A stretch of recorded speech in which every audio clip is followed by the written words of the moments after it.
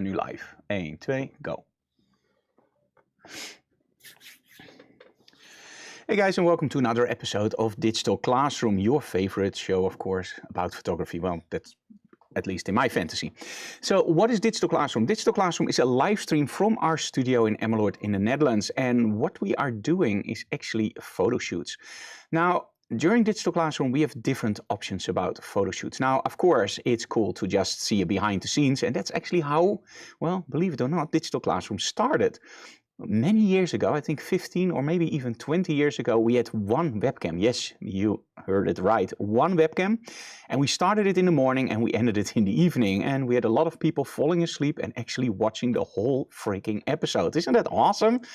So today we are, of course, many years later, and now we have 4 different cameras. Not that it's going to be any better, but at least we have now 4 cameras. And you can, of course, see all the images coming in on my iPad. And yes, you heard that correctly, on my iPad. So what's the deal with the iPad? Well, in all honesty, I love a MacBook Pro, but when you're outside and you also have to deal with the elements, like for example, rain, snow, heat, or sand, a laptop is just way more vulnerable than, for example, an iPad. The iPad only has one opening, and that's the USB-C port. You can plug something in there, and the iPad is pretty much safe for the elements. The brightness is, of course, very nice and high. And that's the nice thing about the iPad, the battery runs all day long, and nowadays with Cascable, you can shoot straight into your iPad with a cable. Now you might wonder like, hey Frank, why don't you shoot wireless? Because you're shooting Sony, right? Yes, I'm shooting Sony still. And you can shoot wireless with the Sony. They have a really great app for that. The only problem is it works great in the studio. It works great in your bedroom, for example, or wherever you want to shoot. And then you come on location, it really matters. And somehow it doesn't work anymore. So that's why we choose actually always to shoot with cable. And what kind of cables? Well, you probably already know that. I'm going to show you that right now in the top screen. We're using IQ wires. Now, the main reason for me to use IQ wires is, of course, because they're using 5, 10, and 15 meter cables. And we're actually using one now in the studio. Believe it or not, that's 15 meters, and it works without any problem. Now, the app I'm using is Cascable. I already told you guys that. Let me show you very quickly how it looks in the picture-in-picture. Now, the nice thing about Cascable is that you can actually shoot on full speed RAW files. And it means that if the RAW files come in and I have a client that wants to see a very quick retouch, I can quickly just load those images into Lightroom on the iPad and do a quick retouch. Now, of course, skin retouching on the iPad is not perfect. You can do it very well, but it's not 100% perfect. But for the customer, remember the presets you're using in Lightroom on the iPad are the same that you use for Lightroom on the desktop. So it means that I can give the client at least 90% of the look that he or she will get after I'm done with retouching. So we're using Cascable for that. Another sponsor for Digital Classroom is, of course, Calibrite. With Calibrite, you can calibrate your monitor. I wanted to say you can calibrate your monitor. It looks bright afterwards. And the reason for Calibrite is actually pretty simple. You need a company that absolutely knows about its or her gear. And Calibrite, previously they used the name X-Rite, has a very good track record on calibrations. And another thing is, of course, the other sponsor that we have is BenQ for many years now. And Calibrite and BenQ, they work very nicely together. Now, the BenQ monitors, I'm using them a lot, and over the years I've used a few of them and they never disappointed. But the thing that I highly recommend when you buy a new monitor, and of course I recommend the BenQs, is that you choose a monitor that has hardware calibration. Now, what is the difference? You can use calibration on your computer, on your desktop with software, and that's all delivered, of course, with your color analyzer, but it isn't 100% the best you can get. That's when you use the lookup table inside the monitors. And that's where the BenQ shine. All the BenQs that I use have hardware calibration.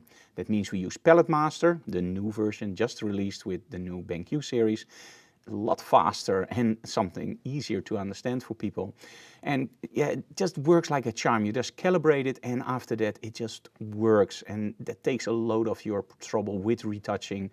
You know that when it looks great on your monitor, it will look great on print, and probably it will look great at your customer's monitor too.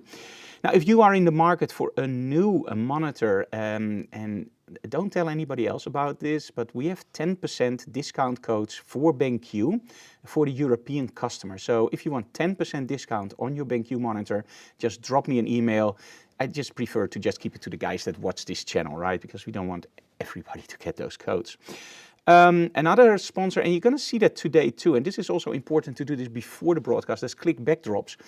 And a lot of people ask me, like, why do you use backdrops? And in all honesty, you can do a lot with AI nowadays, but for me, it just doesn't look real. And I know a lot of people say, like, yeah, it looks real and you just have to work better on your separation, and they miss the point. When I use a real backdrop, my light and my model interact with each other with that backdrop. In other words, the light will fall off of a certain way depending on the angle I'm using, and you're going to see that today in the live shoot. But also the color changes because the sides of the light are a little bit cooler. This is why when you shoot a model, sometimes the hands look a little bit bluish, and I can show you that on video. If I do this, the video will adjust for my hand, and when I take it out, you can see that the color also changes a little bit. So that means that when you have a backdrop, you can see the color, you can see the light fall off, you can see the shadow of the model, you can see the structure, and that's something with AI. You can do it, but it takes you way more time than just using a backdrop. So that's why I love using those backdrops.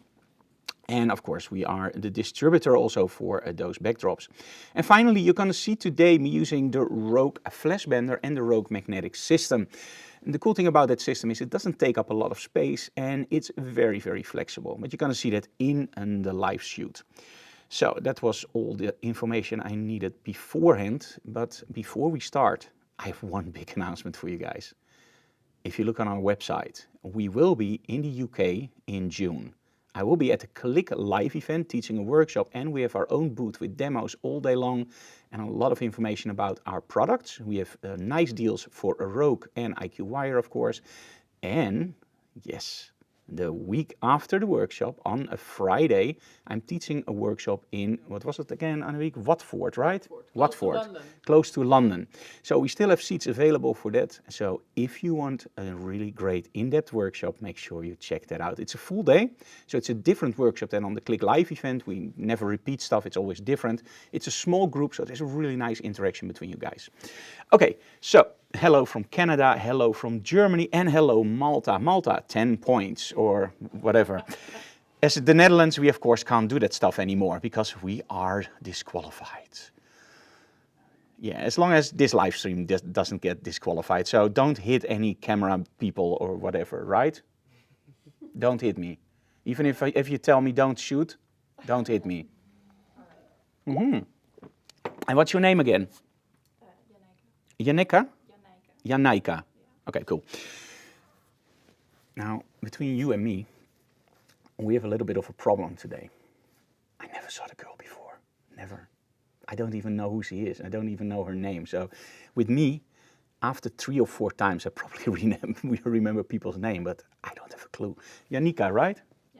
Janaika. See, I have to repeat that over and over again. Now, you probably already guessed what today is about. One of the most asked questions, Frank, what do you do with a new model you never saw before? Well, because this is a live stream, I can't kill her. I can't hit her, and I can't kick her out of my studio, so I have to make pictures.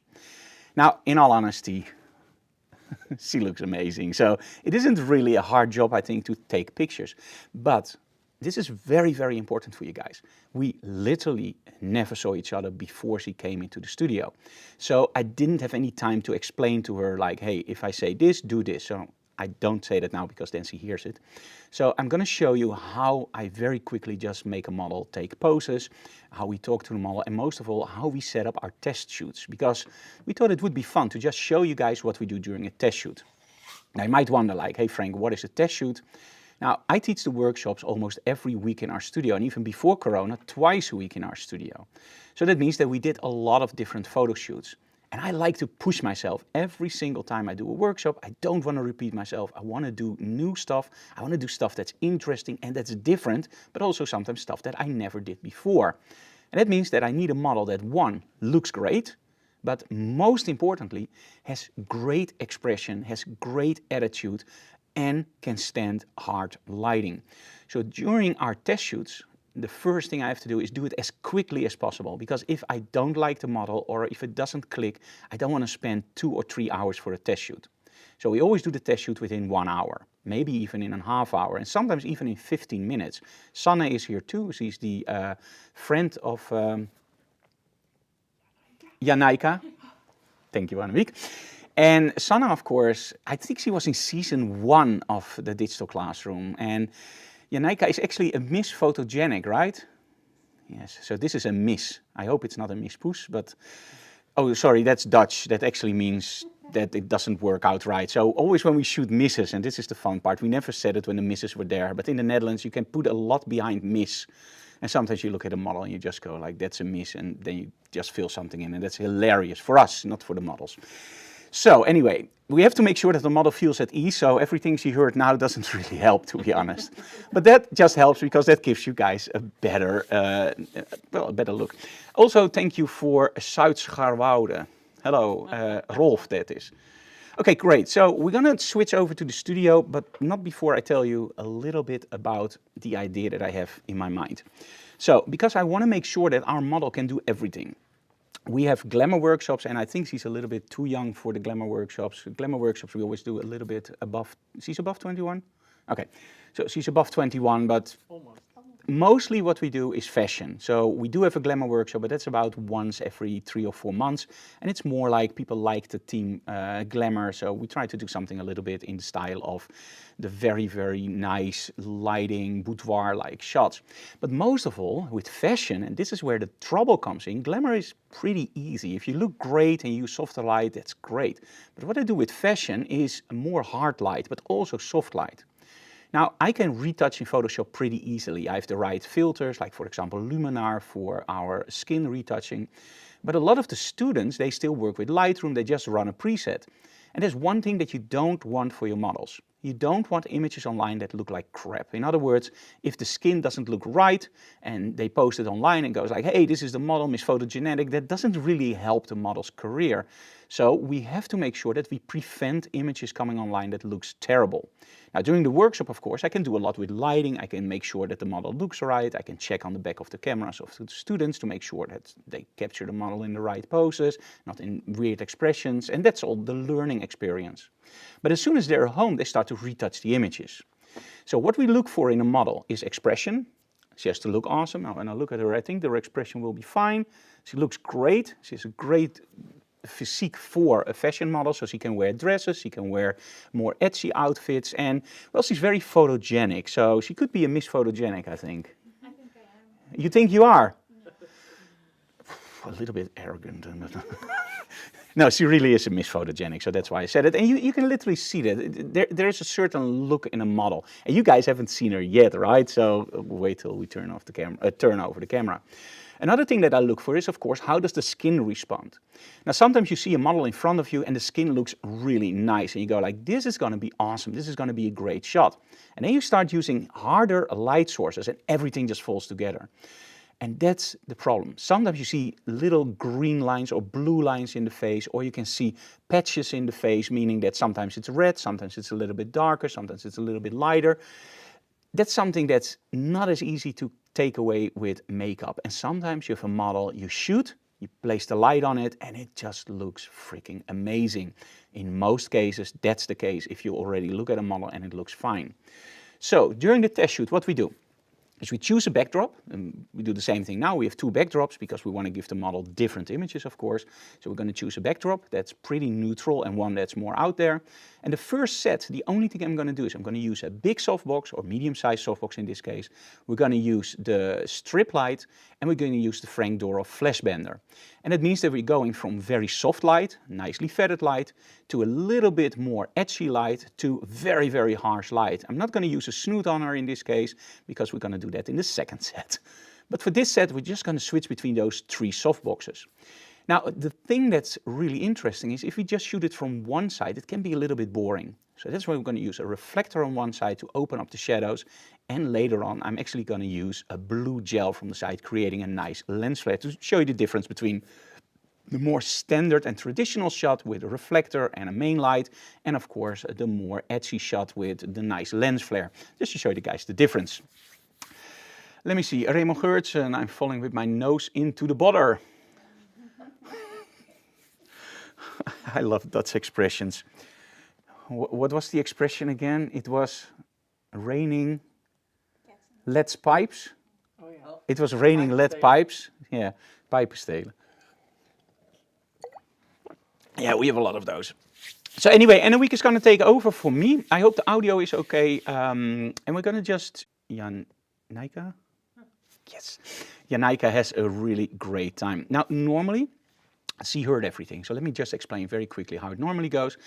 When the model comes in, we just let her sit down. Anouk, because she's a woman, she will go to the female model. She will introduce herself, tell, hey, Frank is here, and he will come with you later. And I will just pass, and I will just go like, hey, how are you? I will be there in a few seconds. And I will just go into the office with Anouk, and I will just wait there for 1 or 2 or 3 minutes. It doesn't really matter.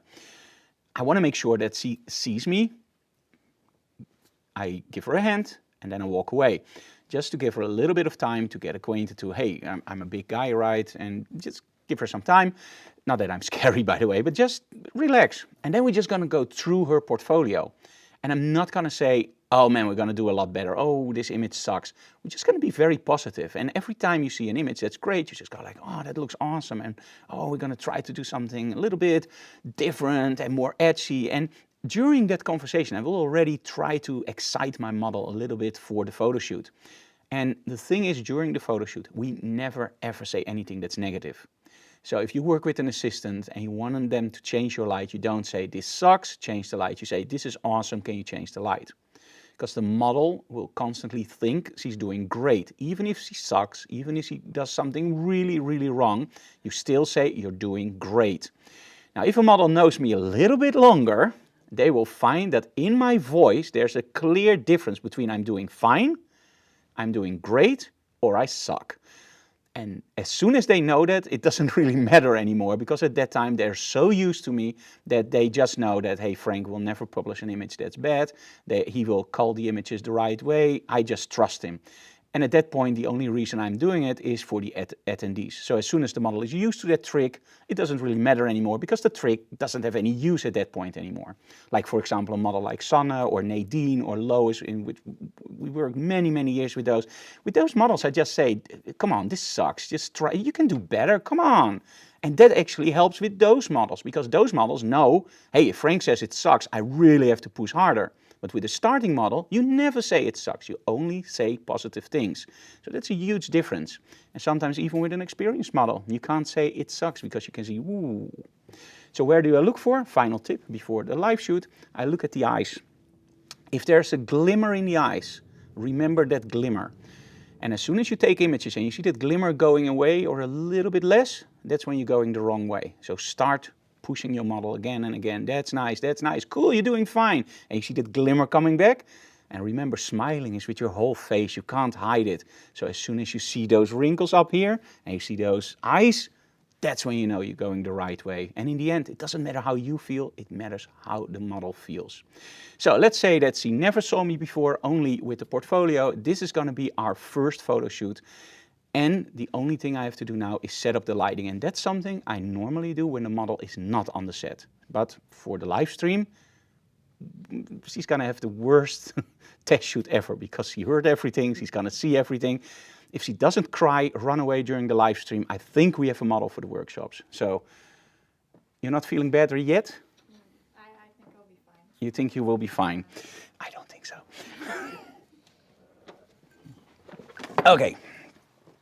Now, let me see. Okay, Anouk is going to take over for me, and Martin is behind the camera. You can stand against the backdrop or close to the backdrop. Now, one of the things we first want to do is we want to make sure that there's enough distance between our model and the backdrop. Now, we're using the clicky at this moment, and the clicky is really nice from Click Backdrops. It's a movable backdrop. So that means that it's just wide enough to fit in every car. You can just roll it up, and on location, you just place it on the holder and you have a great photo shoot opportunity with a great backdrop. We sometimes use it when we shoot, for example, pets or dogs on location.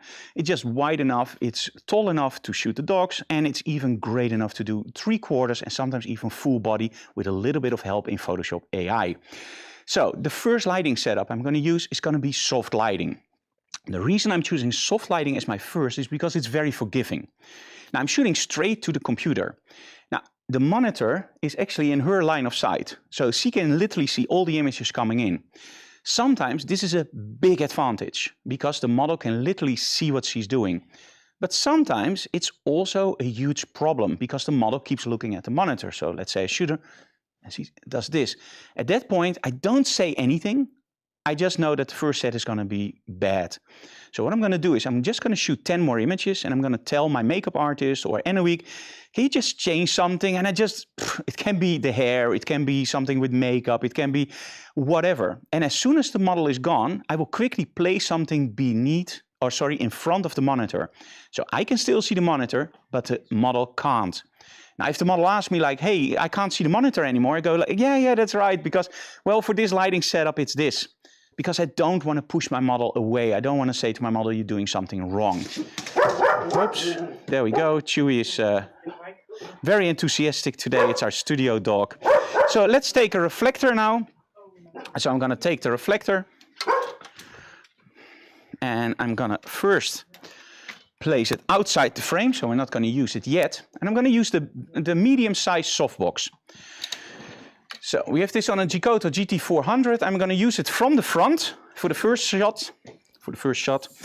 Have to be a little bit higher. Let's aim that up. And aim it down just a little bit.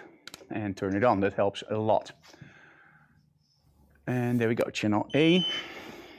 Can be a little bit higher even. I love it when the light comes a little bit from above. Just aim down at our model.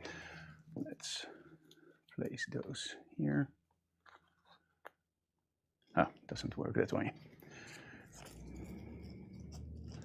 There we go. Okay, let's take the commander, the remote, and the light meter. Oops, I'm in front of the camera, I'm so sorry. So the lighting is a little bit weird at the moment. Don't worry, the rest of the show, the live broadcast, we will be using different lighting, so you will see it better on the camera. Okay. Perfect. So we're going to go for channel A. We're going to start. Let's go up. And let's meter the light. Hold it in front of the area you want correctly lit, fire the strobe, and you will get 5.63 on ISO 200. Now 5.63 is really easy to understand. It's 5.6 and one click up on the camera. On the camera, everything works in thirds of a stop. If I pronounce this incorrectly, pun intended, I think. So a third of a stop. That's a really difficult word for us. So when you have strobes like Elingram, Hensel, Profoto, you can probably set them up in 1/10 of an f-stop. I still advise you guys to set up your light meter in 1/10, even if you have strobes like these that are set up in 1/3. Like for example, speed lights, hybrid strobes, they're mostly set up in 1/3. That's not really a problem, but on the light meter, you get a very, very accurate reading. Now, if you have like a very important shoot and you have to take really care of the color, 1/10, 2/10 of an f-stop can be a problem. If you can't adjust it in tenths, move your light a little bit further away or a little bit closer to get more light.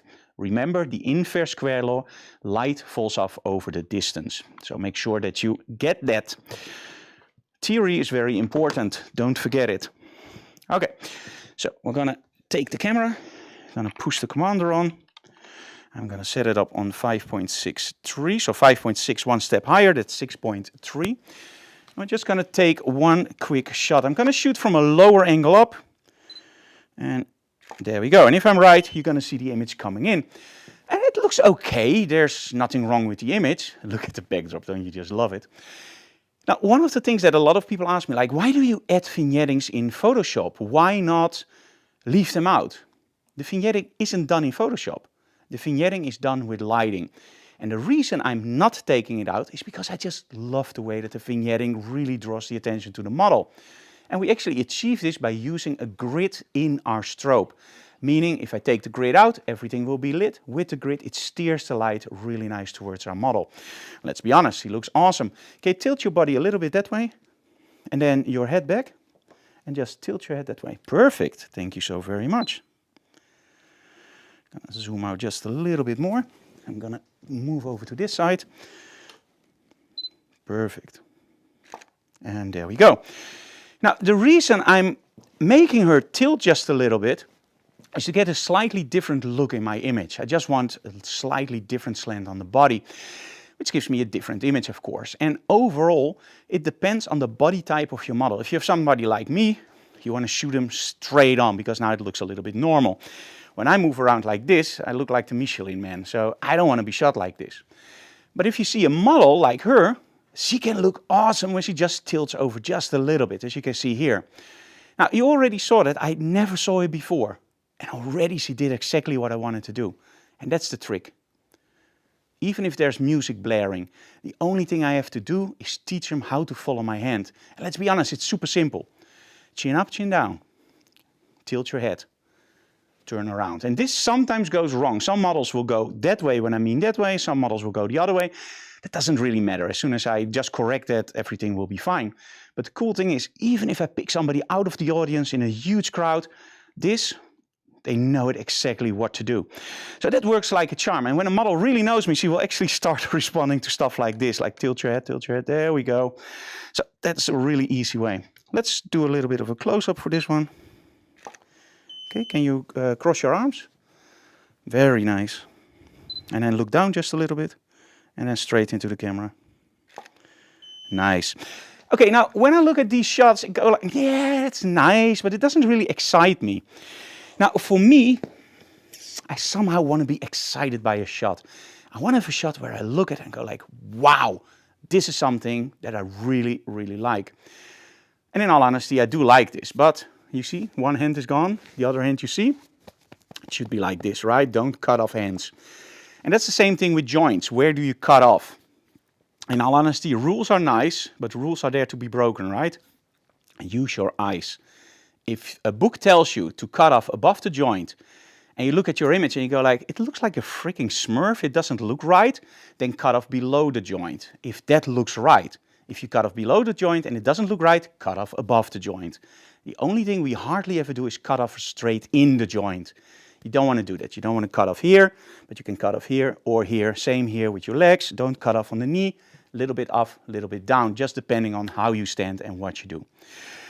So overall, I think you should show your other hand too when you do that. So cross your arms and show. But there we go. She's awesome. Nice. Look at that. Look at the difference. Now we can see both hands. Hey Frank, you can't see the thumbs. It still has to be natural. This is a pose where you don't see the thumbs. Sometimes you see those photos where they very much try to show everything and it just looks fake. So the hand, very important. I want to see the hand. I don't see the thumbs. That's not important because imagine when you see the thumbs here, look at how ridiculous the image will be. So, yep, there we go. She looks like a freaking rapper. Doesn't look right, right? No, it looks terrible. So there is a way to do it. There's a way to leave stuff out. There's a way to show stuff. The fun thing is, during the test shoot, I literally tell this towards our model. So I will go like, yeah, I really like that. And you know why? Because if you show the thumbs, it looks really unnatural. So during the workshops, when a student doesn't teach you right or doesn't coach you right, always remember, feel natural. Show the hands. Don't put the hands away, but don't overdo it. So this is something that normally, of course, when we are with the two of us or Enoweek is there, we can really just discuss this during the workshops. Okay, first shots, okay. Let's change the light and add a lot more contrast. So we're going to go here. I'm going to keep the same distance approximately. And I'm going to feather a little bit towards my backdrop. So I want some light on the backdrop and some light on the model. Normally we meter the light. For now, for the live stream, I'm not going to do that. Step a little bit that way. Perfect. And now look down. There we go. Awesome. As you can see here, we now have a darker side and a nice open side. But when I look at it, it doesn't excite me yet. And why not? It's a little bit too dark. I like to open up the sides a little bit. And I think the whole image doesn't really do it for me yet. The first thing I want to do is I want to make sure that the backdrop gets a little bit more light. And I think it's a little bit underexposed. So I can place the light a little bit closer. Aim it a little bit more towards the backdrop. Go a little bit forward.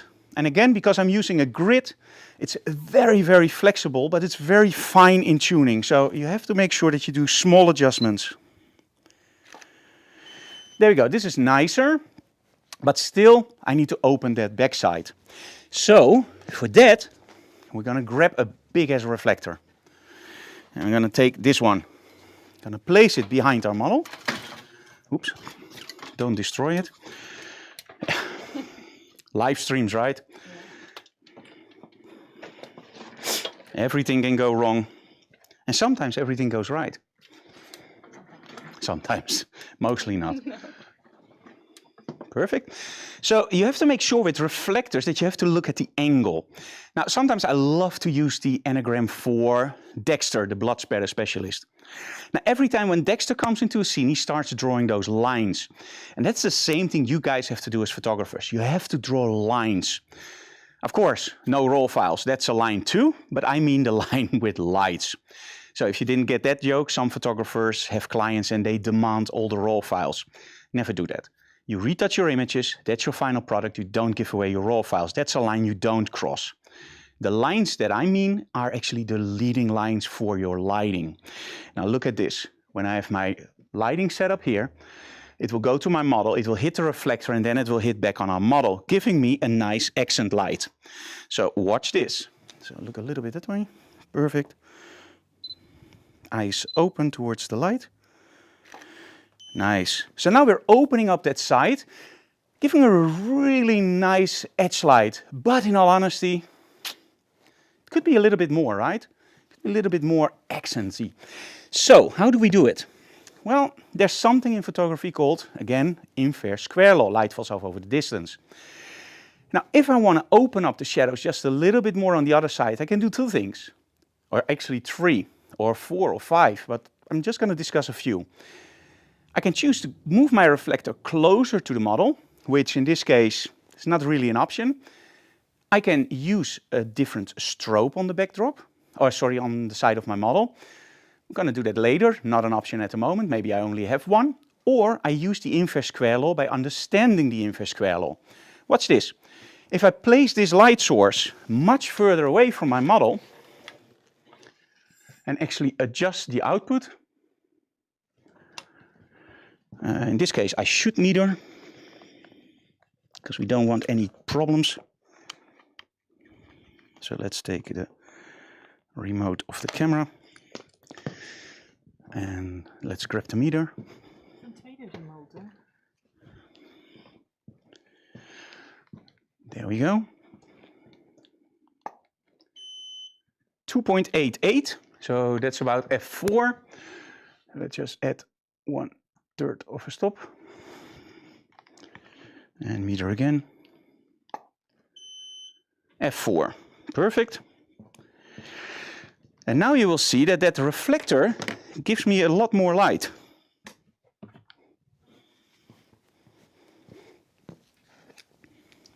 So let's put that back on. And let's go for f4. Okay, same thing, just look that way. Perfect. Cross your arms. There we go. So I not only have way more light on my backdrop, but I also have way more light on my model. We're getting somewhere. Let's feather it away from the backdrop. And add a little bit more contrast. So I'm going to place it here, feather it away from the backdrop, probably add just a little bit of light, just 1/3 of an f-stop, and look straight into the light. And then your nose a little bit towards me, and then eyes straight ahead. So look here with your eyes. Perfect, that's it. There we go. A little bit too hot. So I'm going to change my aperture very quickly. There we go, eyes open. 1, 2, there we go, nice. Look a little bit more that way. Perfect. Nice. I love the way that the light just opens everything up and just flows around the model, like almost like light shaping. Look a little bit down, like you're set. And when I choose a slightly lower angle, look at this, how powerful it is. You have to extend the backdrop just a little bit, but it looks nice, right? So let's say that you really like this, but the reflector. Yeah, that's a little bit of a problem, right? You want more dynamics, you want more intensity. Okay, let's take the reflector out. And let's bring in another strobe. This is a GT200 from, 250 from Giotto. And I'm using a blue gel here. Now, normally, when you would use this as an accent, you would of course lower it and just aim it at your model and use it as an accent, for example, with a strip light or whatever you want to use as an accent. In this case, we're going to do something different. I'm going to place it besides my model and aim it at my camera. So I'm going to use the pistol grip, aim it towards the camera. It's on half power and it's, let me check very quickly, channel C. So that's nice. So let's turn off B and D.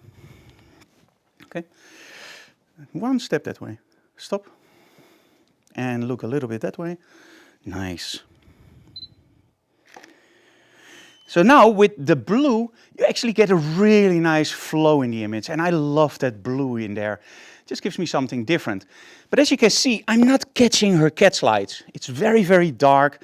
And sometimes that happens, you know. Some people have eyes that are a little bit more forward. Some people have eyes that are a little bit backward. And sometimes it's a little bit in the middle. For your lighting, this is very important because if you place your lighting too high, you catch all those shadows here. If you place your lighting in the middle, it's nice. If you place your lighting too low, it doesn't look natural. So for this model, we're going to lower the strobes just a little bit. So for you, that means 10% less pay. I'm just kidding. I'm just kidding. There we go.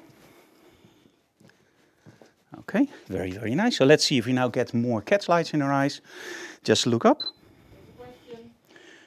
There we go. That looks way better. Now you can see those catch lights and they just brighten up the shot immediately. There's a question and a week. Feel free to ask. Ineke was dit. Je zet de opzet verder weg, licht valt af over de afstand, waarom krijg je niet minder licht op de reflector? Okay, so Ineke asks like, hey, you place your light further away. Why don't you get less light on your model, but you get more? Now let me explain. That's the inverse square law in working. But it's very hot, so first I'm going to drink.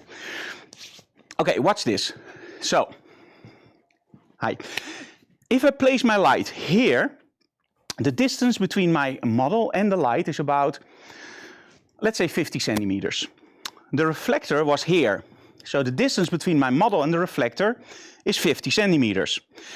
Light falls off over the distance in quarts. So I don't know how to explain that in English, but it's not half. Some people say it's half. That's not true. It's squared, so square law. Now, we're going to use that very, very simple by extending the distance from the main strobe. Because now the main strobe is, let's say, 2 meters away. But the model is still only 50 centimeters away from that light source on the back, the reflector. So that means that light falls off. Slower, slower, slower, slower, there, comes there and reflects more back on the model. If I would place the light 20 meters away, those would be almost equal. So the more you place it away, the more light you get from your reflector. Yes? More questions, Anouk? No. Okay, let me first get something to drink. It's really hot. And the model has other outfits too. I know. Okay, now that we did this light source, we want to make it a little bit more edgy. So I'm going to take this one out. And we're going to grab the strip light. So let's move this. There we go.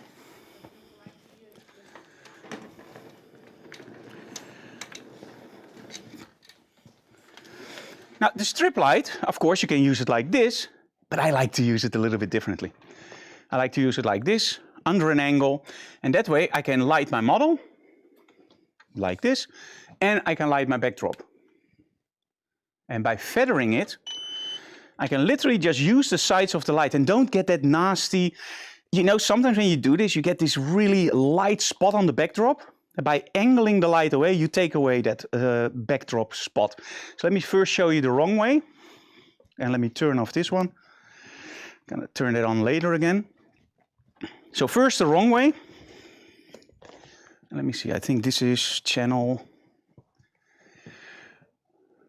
A. Okay, that's cool. Oké, mag je weer die kant op kijken? Helemaal goed. Okay, let's open it up. Let's go for F8. Sorry, close it, of course. There we go. So now with the strip light, as you can see, we have this on the backdrop. It's nice and dark, and you don't see that spot. Now, if you set it up the normal way, so even without a grid, you get effect a little bit like this. So this is fake.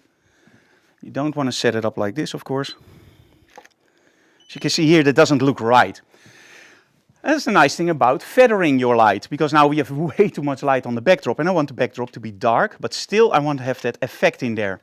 So I'm angling my light away from the backdrop, meaning inverse square law.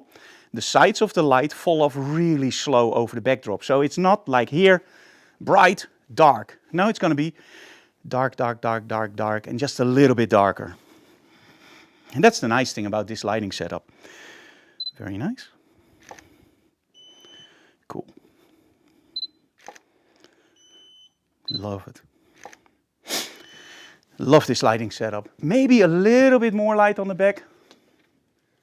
So I'm going to just move it here.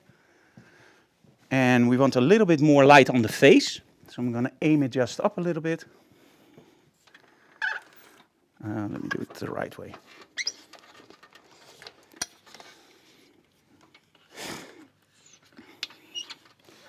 Oops. Doesn't want to stay where I want it to stay. Very nice. Huh? Yeah. Ooh, love it. A little bit too much on the backdrop, no problem. Take it.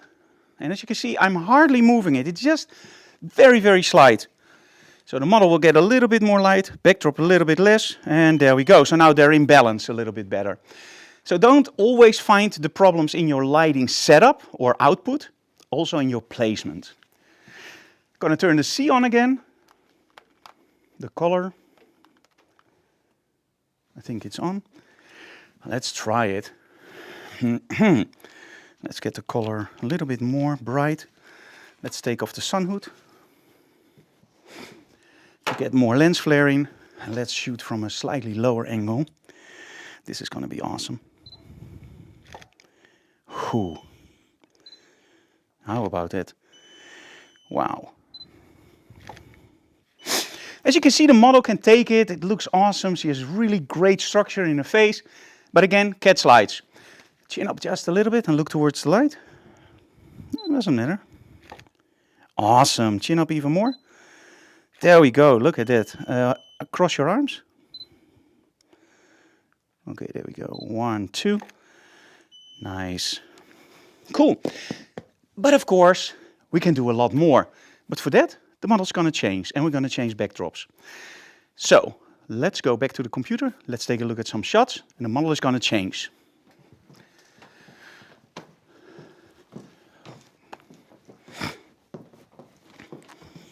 But first, I want to show you a little bit about our BenQ monitors. So let me switch over to that one first.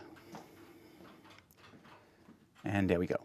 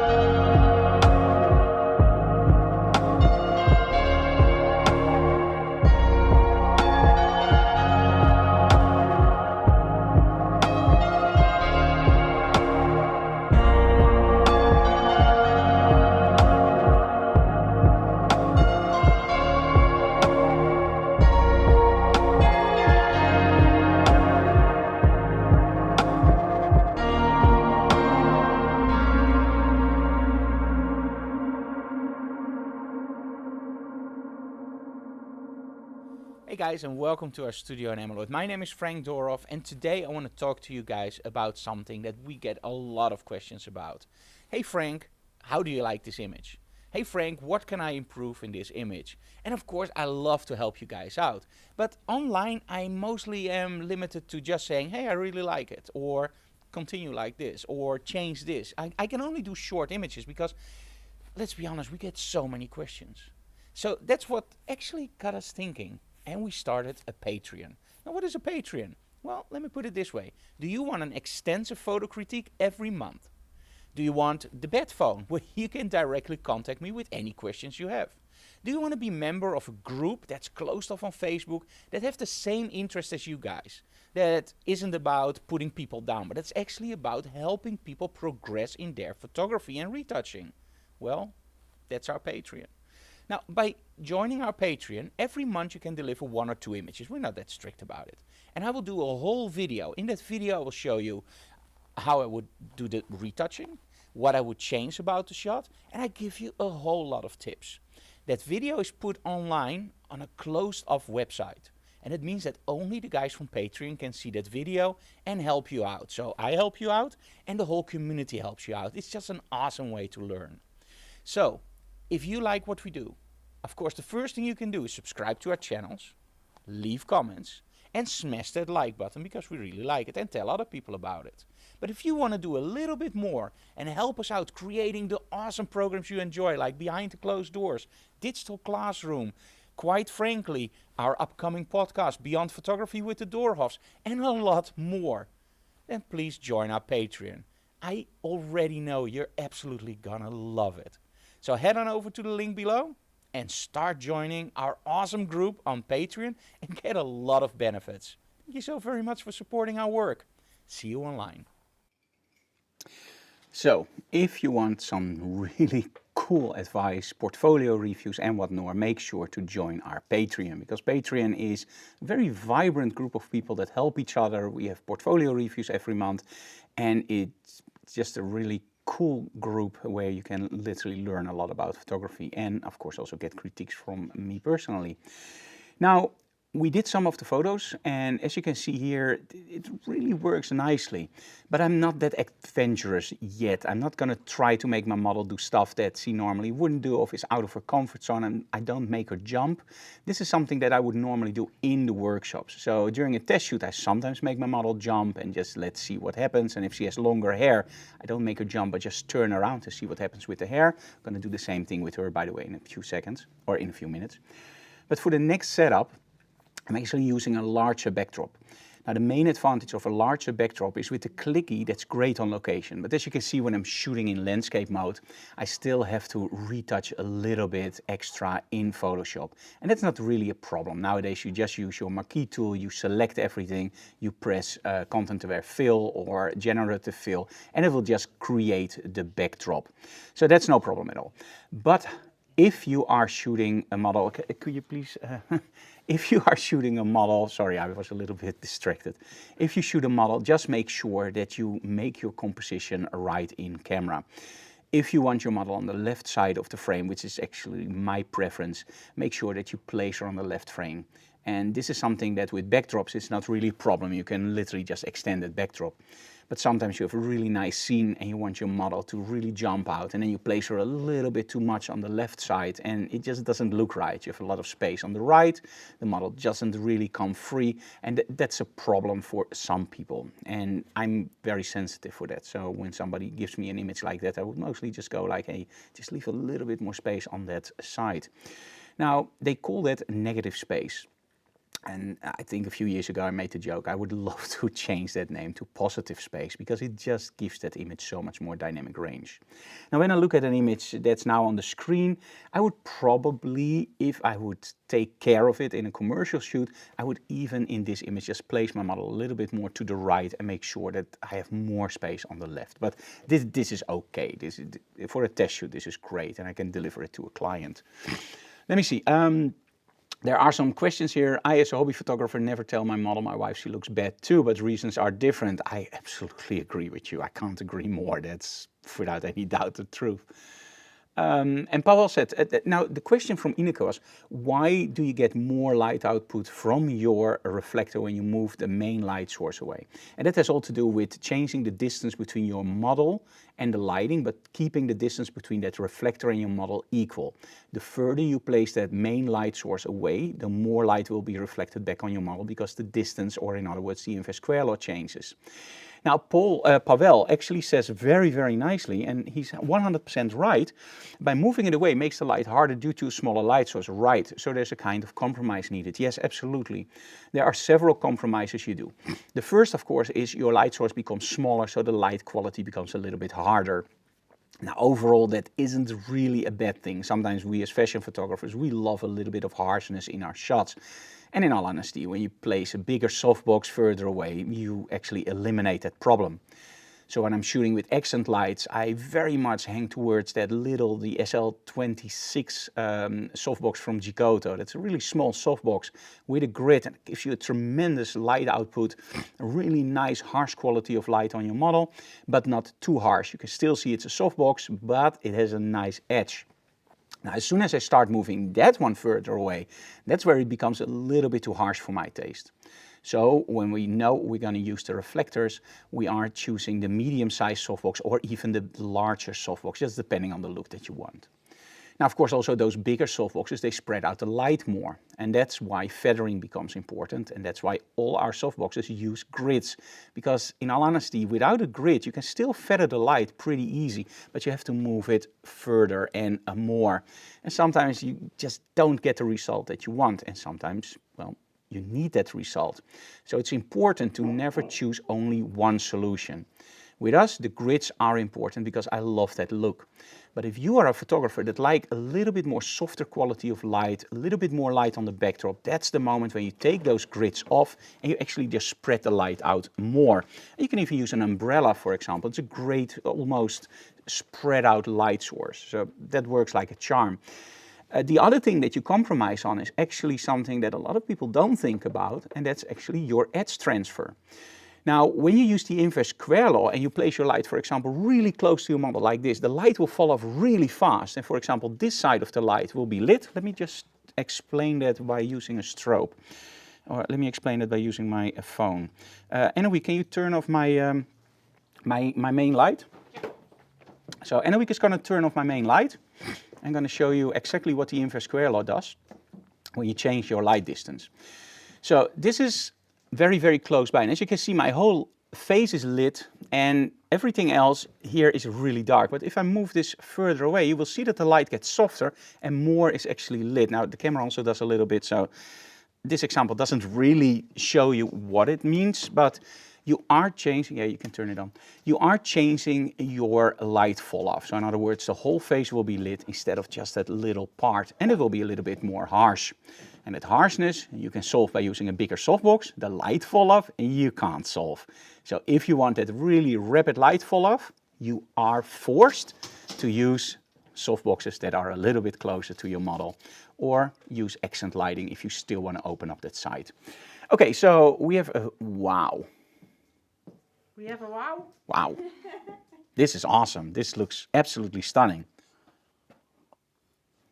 And for this, I'm challenging myself to do something completely different. Uh-oh. This wasn't planned. Okay, so I'm going to go back into the studio and Enrique is going to take over and we're going to shoot, I think, a freaking awesome image.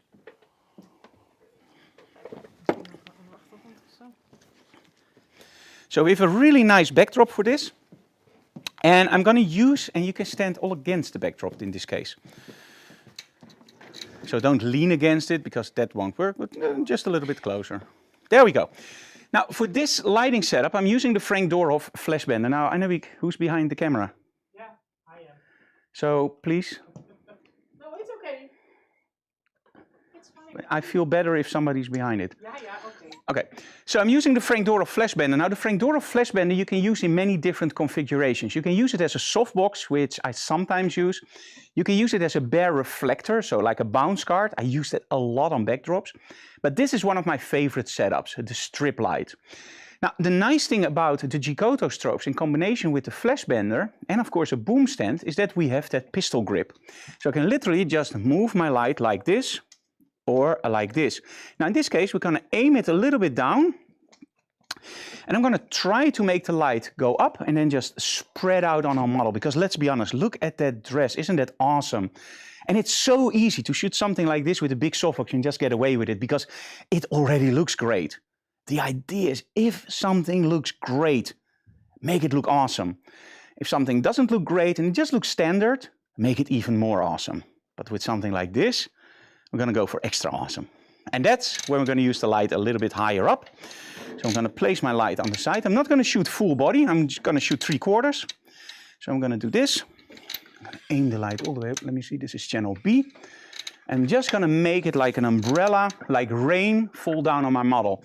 The only thing is I also want a little bit of light on my backdrop. So that means that I'm going to aim my light a little bit like this and angle the flash bender. There we go. And that's the nice thing about the flash bender. It's all possible. So I'm going to use the light meter very quickly to meter this. So I'm on channel B. I'm using a new Sony, so my hot shoe is a little bit stiff. Normally it goes a little bit faster and better.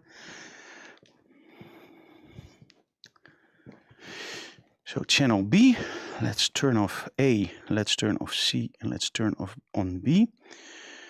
And let's put it on full power for this. Oh, yeah, I forgot. The flash bender really has a high output.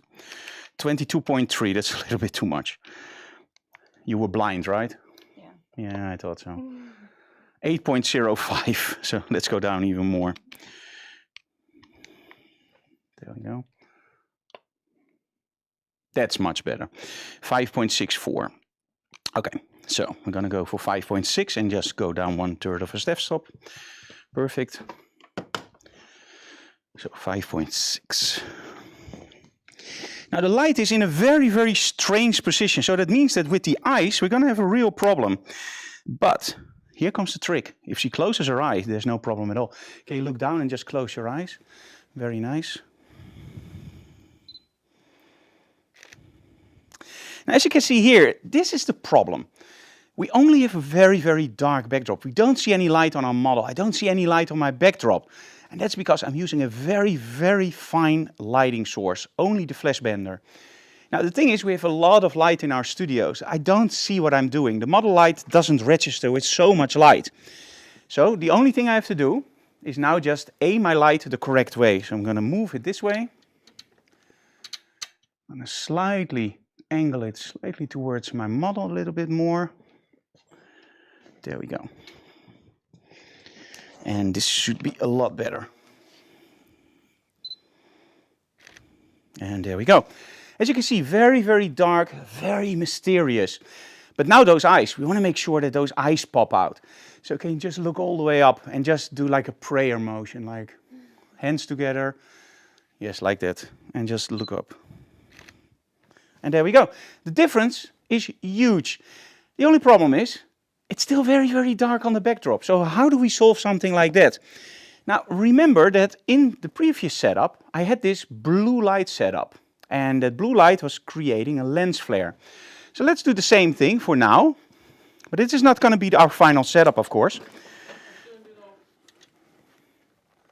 And I'm turning it on. There we go. I'm going to go slightly up. Oh, sounds nice. If somebody knows better boom stands, let me know. Okay, look up again. Nice. Oh, love it. So as you can see, the blue light is not in yet. Let me turn that one on, sorry. That was my mistake. There we go.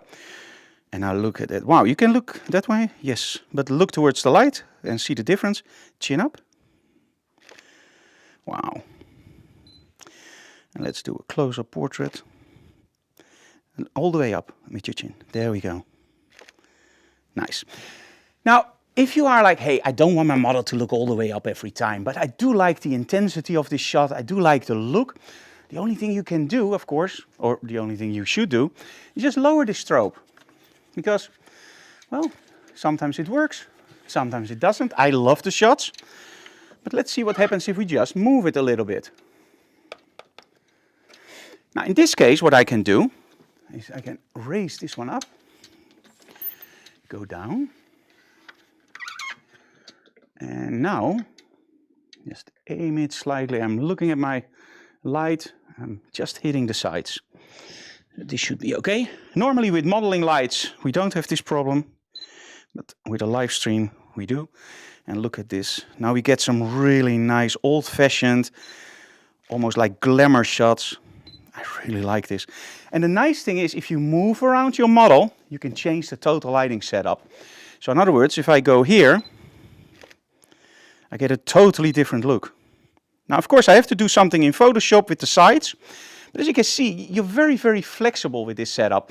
And I just love the fact that the back is a little bit lighter than the face. If you don't like that effect, no problem at all. Just turn down your backstrobe. So let's go for very, very subtle. There we go. So now you have light on the front, very subtle on your model. If we do it from this side, same thing. It's a little bit more subtle. And there we go. Love it. Wow. But let's say that you don't like this. You go like, hey, this is a little bit too simple for me. I want to do it slightly differently. I want to have that really nice effect on the backdrop that you sometimes see with all the lines and everything. And the front, well, it's okay. Okay, let's change the front slightly to here. And I'll ask our model to step a little bit this way. A little bit more. Perfect. A little bit my way. Stop. Now what I'm going to do is I'm going to use a grid on our magnetic system. And I'm going to aim my light, not at our model, but actually in between. So I'm going to take my light source, I'm going to move it here, and I'm going to aim it slightly in between my model and the backdrop. I'm going to raise the output just a little bit in a moment, probably again to full power. But let's first try on half. Okay.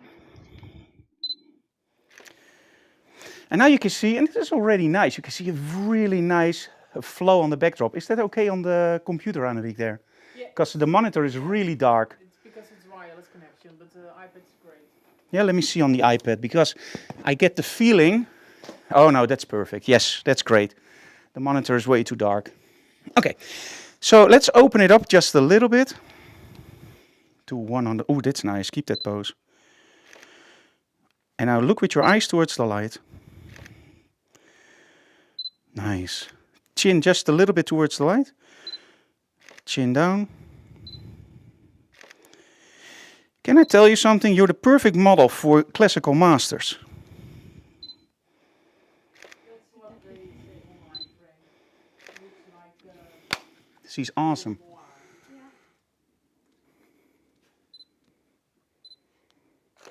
And look at that, wow. And maybe even from a very low angle. Nice, wow. Let's up the ante just a little bit. There's a question in between. Oh, there's a question. Yeah, that's from Rolf. Why do you keep trigger off your camera? Why do you put it off? Because you only have one, right? Yeah, I only have one at the moment. So that's the reason. I think that's what he meant. Yeah. Let's do it a little bit more dangerous. I'm going to take my light. And I'm not going to aim it at my model.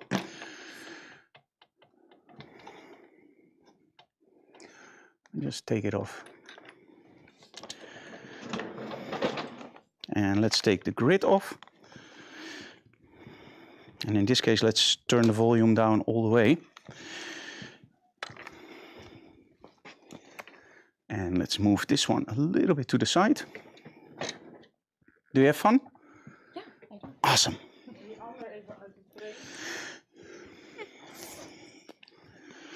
Okay, let's turn that down all the way. I don't have remote controls, Annemiek, so if you want to move something, somebody has to do it. Sorry. Okay. So what I'm going to do is I'm going to use the strobe, but I'm going to place it underneath my camera. So in other words, I'm not going to aim it at my model, but I'm going to use it very simple as a lighting effect. So I'm going to zoom in on my model. Let's first do it without, so you can see the effect. This is without, and this, ladies and gentlemen, is with. And then you can see that it's way too hot. So let's turn that down.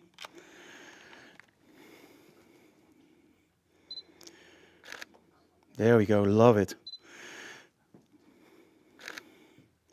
You can even do it from the sides. Wow. Or from the other side.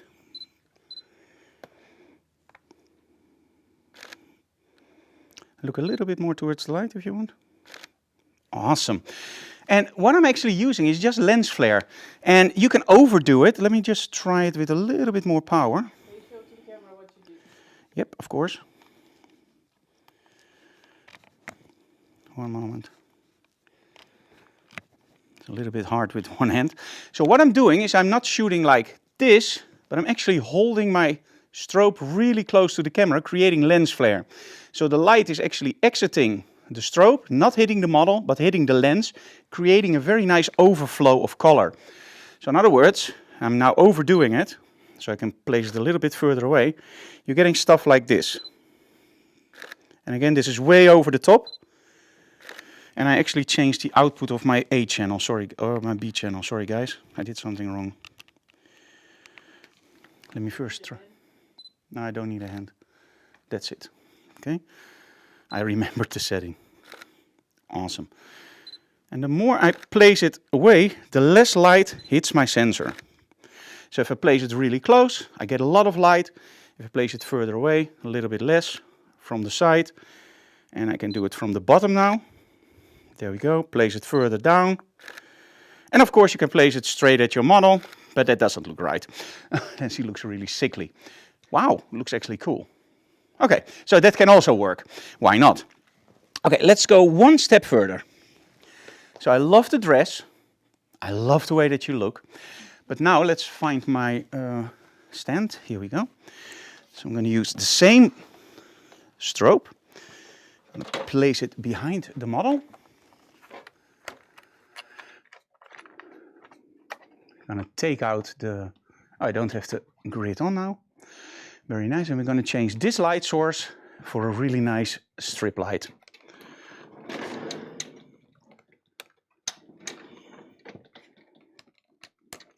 There we go. Okay. And because I love the dress, we're going to place the strip light a little bit here and do a more conventional shot. So it's not really the wow shot, but it can be really cool.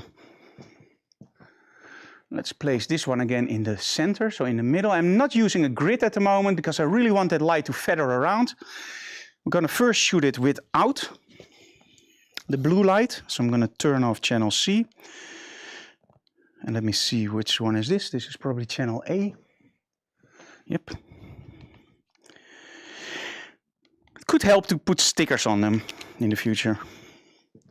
But I'm changing it all the way. Okay, there we go. Oh, sorry. This is why we use light meters normally. Perfect. Okay, great. And now turn on C again. And just put it on a very low setting, like 1/8. And as you can see, that's more than enough light to just give it a kiss of light on the back. Now let's open that up to, let's say, full power, to overdo it. This is way too much. But the cool thing is, I can now literally move my light to the position that I want.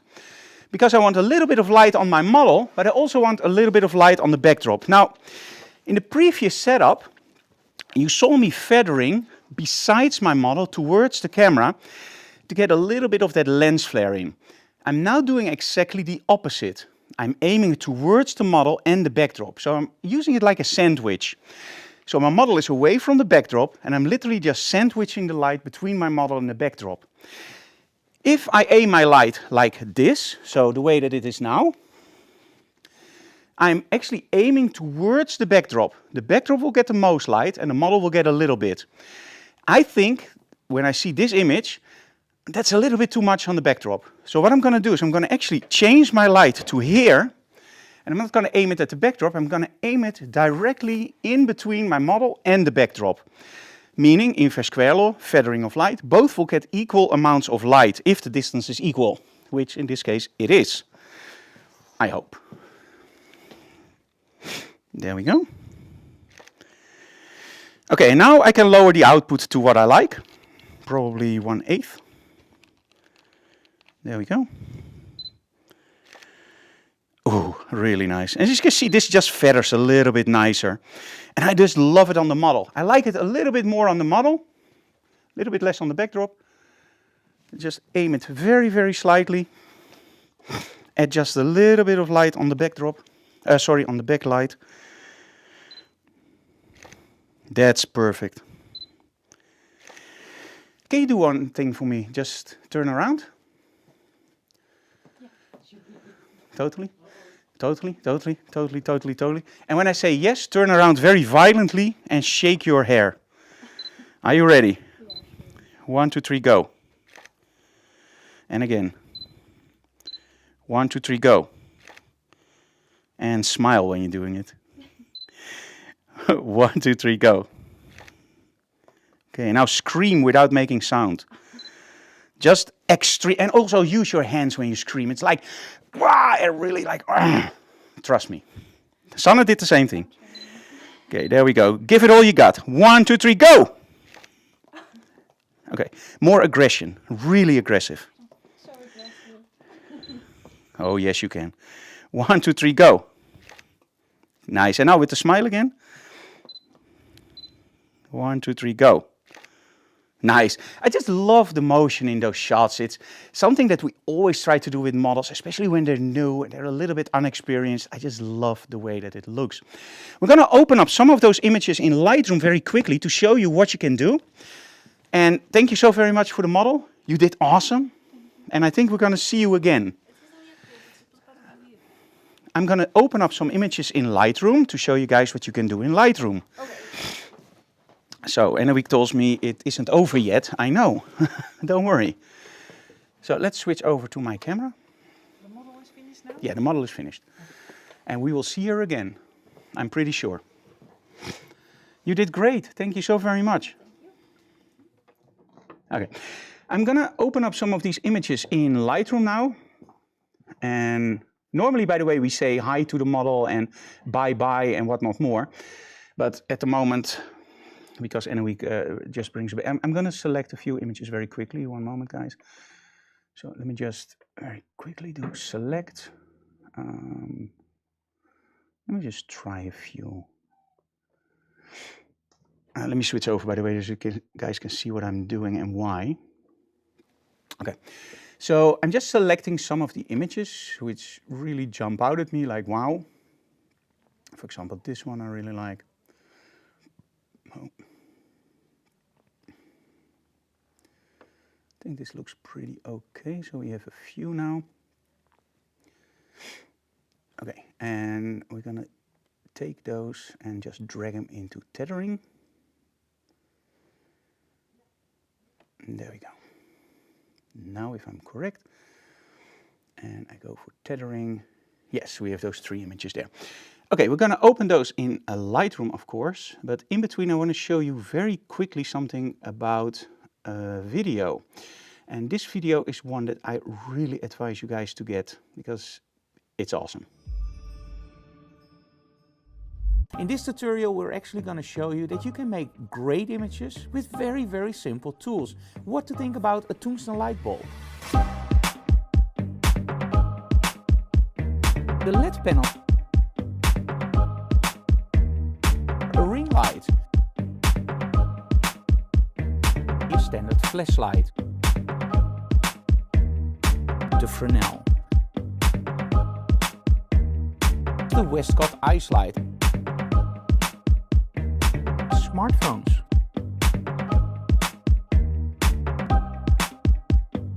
The Loom Cube. The chandelier. Christmas lights. We call them light snakes over here. This is one of the most creative lighting videos I ever created. I'm very enthusiastic about it. It's available now via our website. See the links.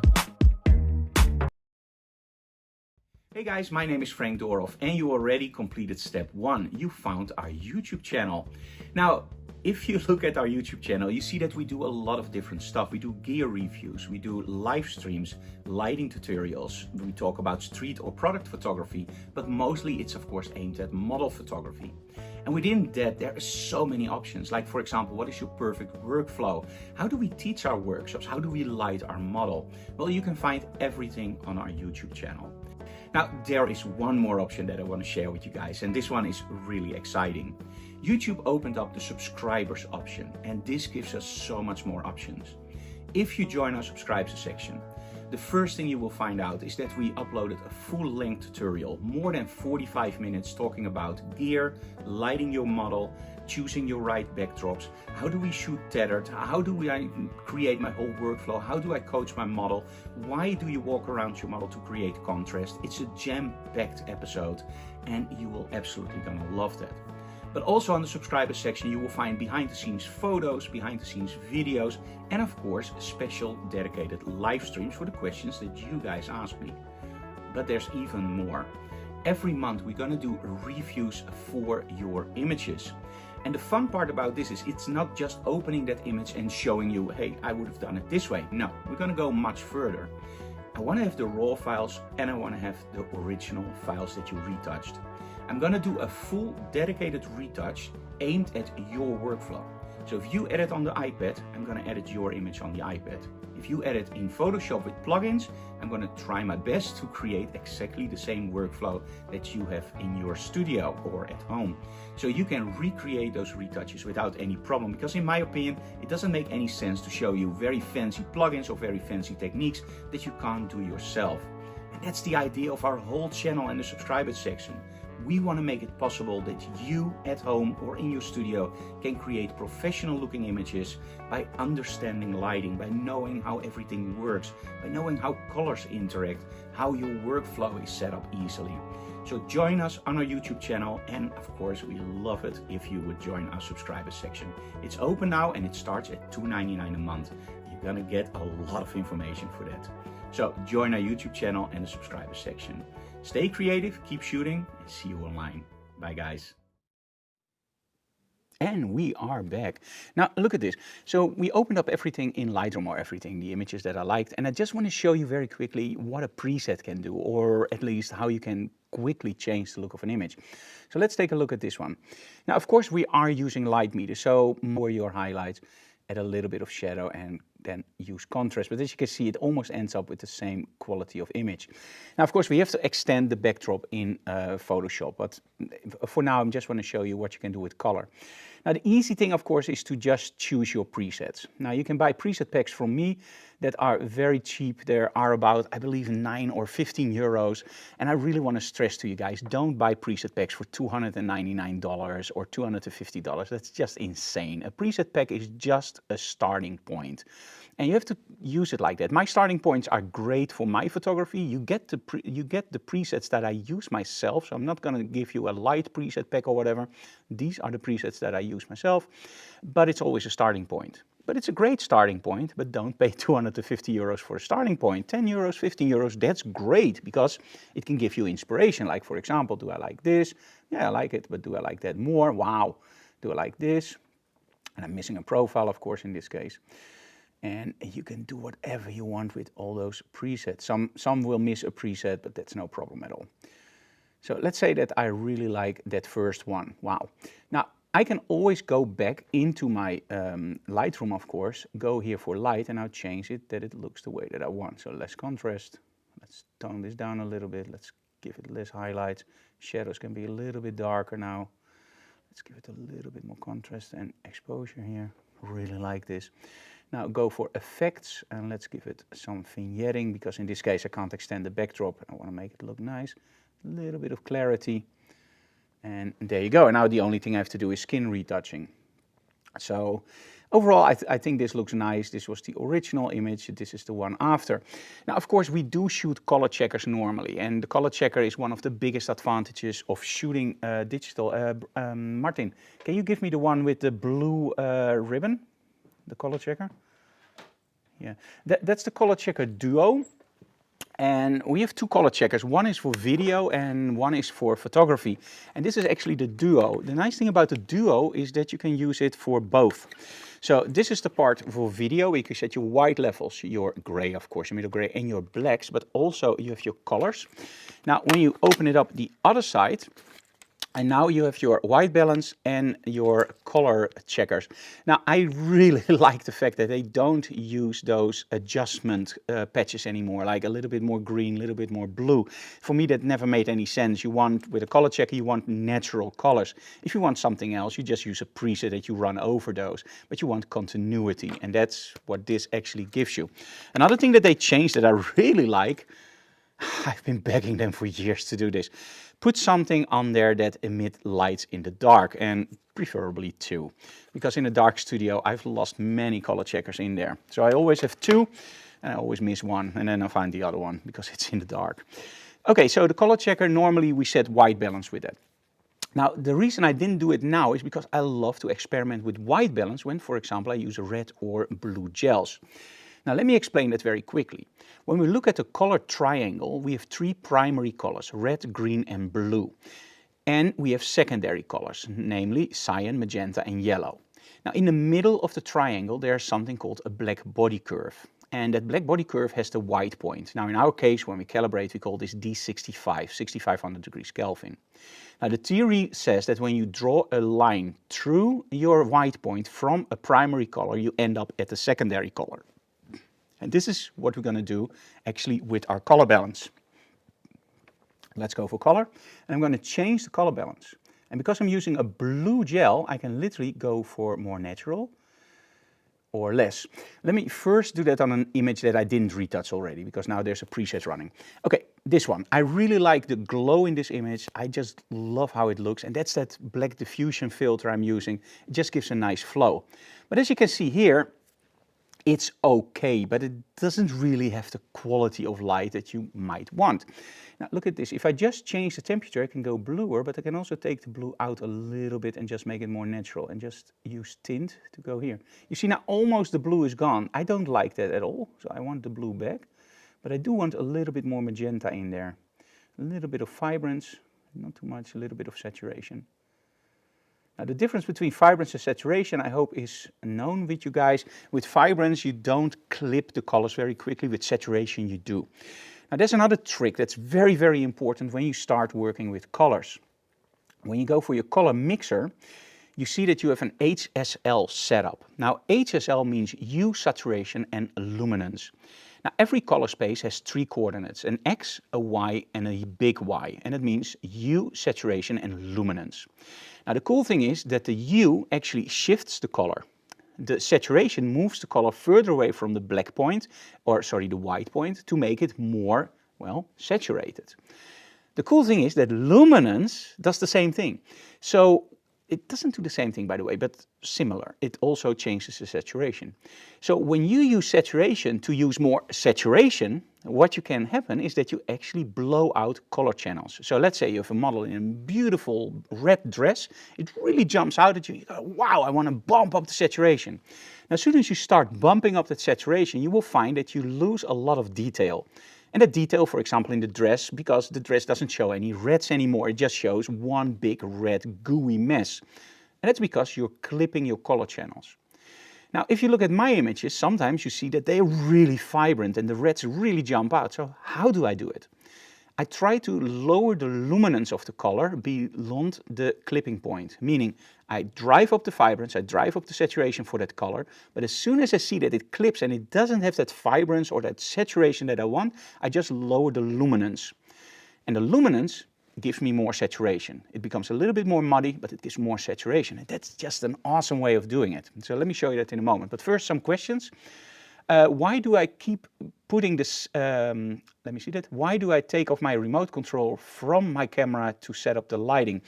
Very easy to explain. I'm using the commander from Gigoto. Let me grab one here so you guys can see what I'm using. So this is the Gigoto commander, and the commander makes it possible to use my strobes in 4 groups, A, B, and C. I can set every group up on ETTL or zoom, or of course manual, or even S1 and S2, so optical slaves. And that gives me a lot of options. So you don't just have a dumb remote. I can literally just change my backlighting. I can change the colors all from the remote. And this is actually what a lot of modern strobes, of course, use. The reason I'm taking it off the camera has something to do with how it's designed. So when it's off camera, I can trigger my strobes by using the flash symbol. Now my strobes will fire. If it's on camera, because they don't want accidental fires, they disengage the fire button. And that's genius on one side. On the other side, it's very annoying because now I can't trigger my strobes when the remote is on the camera. Now, normally that doesn't really matter because normally during the workshops, we actually use another system. Let me see where that is over here. I can't see that here, but Martin, can you give me one of those? So normally during workshops, of course, yeah, one of those. Yeah, that's great. So during the workshops, we have several students, and several students use different kinds of cameras. So we have Fuji, Canon, Nikon, and whatever brand, Sony, of course. And these remote controls are designed for a brand because they also support ETTL, metering through the lens, and of course zooming. So we have to make sure that a Fuji camera works like a Fuji, a Canon works like a Canon. And that means that these, or I have to buy every single camera brand out there, which will never work because one of my students actually has a Pentax or a Hasselblad, so this doesn't work. So during the workshops, people can also change stuff, by the way, so we don't want that. So during the workshops, we actually use these. And these are from Photix, but you can also use Cactus or I don't know, Yungang or whatever the name. But you can use normal dumb remote controls. This one you place on your camera, and the only thing it does, fire. Oh, sorry, test is on the side. They just fire and they do nothing else. And this means that during the workshop, if a student changes anything, the only thing they can change is it doesn't work for them anymore. For example, they change channel 1 to channel 4 and it doesn't work. Or they use these and it doesn't work. When I give them this one and they change something, the whole lighting can be off and I have to change everything. The main advantage of these, and I can show you this. I'm using the Sakonic 858, and when I turn it on, you can actually see in the display that I have that was very fast, sorry. But in the display you could have seen Photix Allingram. So that means that inside there is a little radio that will trigger my Photix strobes and that will trigger Allingram strobes. Now, because this is Photix, it actually means that it will also trigger my dumb strobes.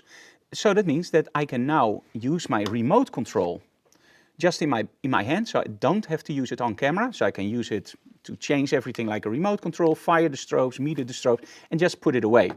And then I just have this on my camera and I can just shoot.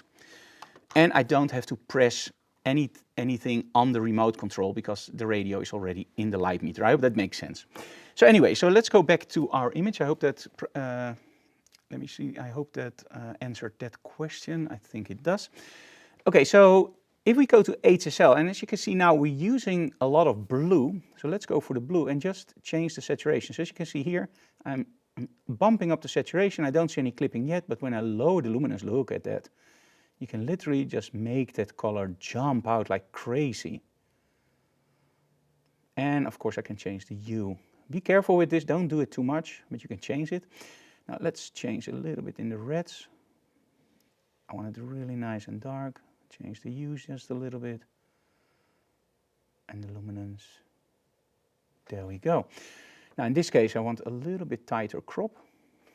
Maybe the picture full screen. And let's do that. Yeah, we can do the iPad full screen. That's no problem at all. Okay, and let's just go for effects. Let's give it a little bit of clarity. Let's lower the exposure a little bit because clarity always gives a little bit of extra exposure. Lower the shadows, lower the highlights just a little bit, add a little bit of contrast. And now I can go into my curves And this is where I love to do adjustments. So go for the red channel and take some of the reds out in the shadows and just bring it back in the highlights. So the skin will get this really nice glow. Now go for blue, and we're going to bump up the blue in the shadows and take it out in the highlights just a little bit. And green, I normally don't touch. As you can see here, green just gives you a really nasty look. So green, don't. And of course you can do global to get a little bit more contrast. In this case, it doesn't really have to be. So this looks pretty okay. Let's go for my effects and give it a little bit of a vignette. Don't need a lot. And there you go. So I really like this. Let's go for this image. As you can see here, I don't like the color, so let's go for the preset route again. Let's go for our presets, and I think I have something that looks really nice in, for example, black and white reddish, or, oh, this is nice, really old-fashioned. Let's go for a little bit of contrast. Let's pull this down. Give a little bit of highlights back. Really nice. Let's see if we nailed the focus there. Yep, looks okay. And of course you can change the blacks. I like the fade out blacks here, so let's do that and just turn the whites a little bit down. And even in black and white, you can still of course use your black and white mixer, but now you can just change the luminance. So you can make the lips a little bit more stand out. If you go for the blues, there's still blue in there, don't forget that, but not cyan in this case. Let's go for blue. There we go. I really like this. Nice. And of course there's so much you can do now in Photoshop and Lightroom. It just depends on what you want. So let me see if we have something still here in effects. So I want a little bit of dehazing maybe to make it a little bit more oomphy, if that's a word. A little bit more on the back and a little bit texture, a little bit softer maybe. There we go. And of course we can do some lens blur.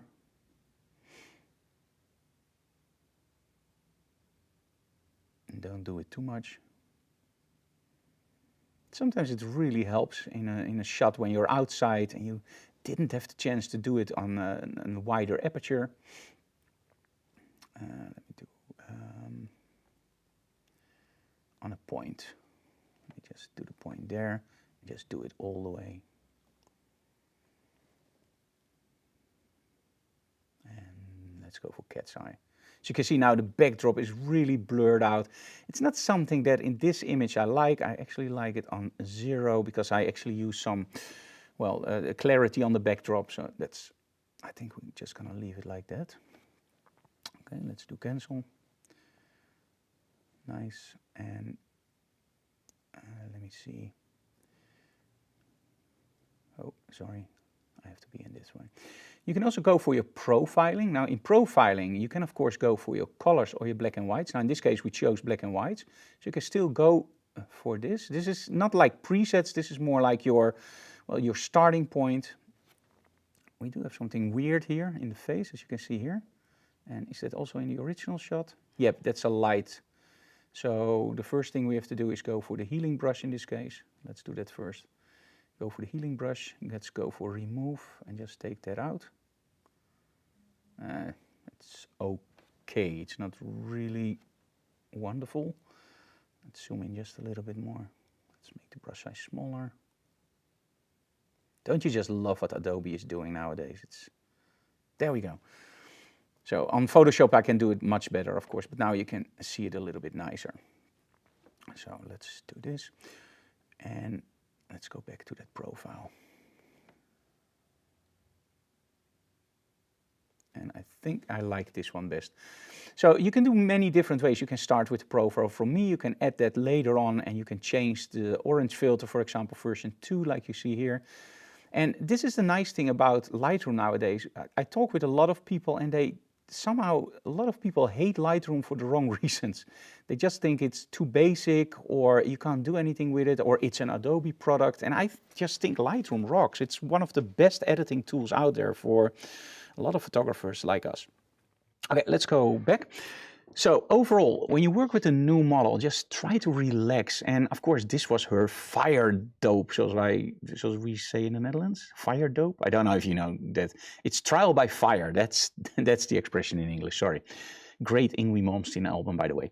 So, if you have any questions, leave them in the comments below after this live stream, of course, and we will try to answer them. I will now go through the chat room and see if we have any questions there. I don't think so. I think it was all pretty clear. If you still have any questions, please feel free to leave them in the chat now so I can still answer them. And do we have any dates I have to announce? I think so, right? Yes, there's a photo fair. So we have the photo fair on June 1st, I believe. 1st and 2nd. 1st and 2nd, that's the photo fair. That's a really nice trade. It's not a trade show, it's more like a workshop event. It's on a great location. We are there with the RV, so we're there the full day and evening. So if you want to hang out with us, have a barbecue or whatever, bring your meat, bring your beer, and we will have some fun. I will even bring a musical instrument, probably. So, no, I'm not going to bring a musical instrument. I will. Subject is mystique. Yeah, and that's the cool thing. The subject on this photo fair is mystique, horror, and science fiction. We're going to create images that has mood, that has atmosphere, and that looks like a horror movie. We have a horror clown, we have great backdrops, we have smoke. It's going to be freaking awesome. Now, 2 days are already almost filled up. We only have a lot of space left on the Sunday, the second part. So that's the Sunday afternoon. The Saturday is almost full. We have, I believe, 1 or 2 seats left on the Saturday morning and afternoon session. And the Sunday we have a little bit more room. So if you want a one-on-one experience with a very small group, you go for the Sunday. If you want the normal experience, and we always work with small groups, it's like 10 or 12 people, you just go for all the other ones. But the Sunday afternoon is always a little bit difficult to fill up. So if you want ask a lot of questions, take that Sunday afternoon. The month after that, we will be in the UK for Click a Live event. That's on June 28th? No? 23 till 25. That's a show. It's 3 days. We have Lindsay Adler there. I'm doing a talk, of course. We're going to be on the main stage, and we have our own booth with Click backdrops. We have a booth with IQ Wire, Rogue, and of course, we're going to bring our Gigoto strobes and softboxes. And of course, after the Click Live event, we will have the workshop in Watford, close to Coventry or close to London, and that's the Friday after. And for the workshop in England, we still have seats left, so make sure you book them, because the early bird will stop soon, and then the price will go up. And again, if you are in the market for a new monitor, I highly recommend the BenQ monitors. Just email me for a coupon for 10% off. Let me see. Then somebody else says, Rolf, I get it, but you can remotely control it from the camera. Yes, Rolf, I can remotely control everything from the camera with my trigger. That's no problem at all. The only reason I take it off is to do the light metering, because I have to take it off to trigger the strobe. And in that case, I just take them off before I set everything up, because when I have my camera in my hand and I'm not doing a live stream, I'm a little bit more relaxed and I can just turn everything up and down on the camera, as you saw me during the live shoot actually doing. The only reason I'm taking it off is because I know I have to press that button to trigger it, so then I can just set it up from my hand, and that works the same way. And again, normally during the workshops we use the dumb trigger, so I don't have to take anything off and on the camera, because it does, of course, well, it gives you wear and tear on your hot shoe, so it's not something I advise to do a lot. Now, if you're more interested in our Patreon, just follow the link you see here, patreon.com/Frank Doorhoff. And of course, for the workshops, find this one. What, Annemiek? Newsletter. Oh, and of course, make sure that you subscribe to our newsletter. I don't have anything for that here, but just go to our website and you can find the links for subscribing to our newsletter. We have an English one and a Dutch one, and we don't spam, we only email you guys when we have something interesting to tell. For now, I would like to thank you so very much for watching, guys. If you have any questions, leave them in the comments below, and maybe you will see your question answered in the next episode of Digital Classroom. Thank you so very much for watching, guys, and see you.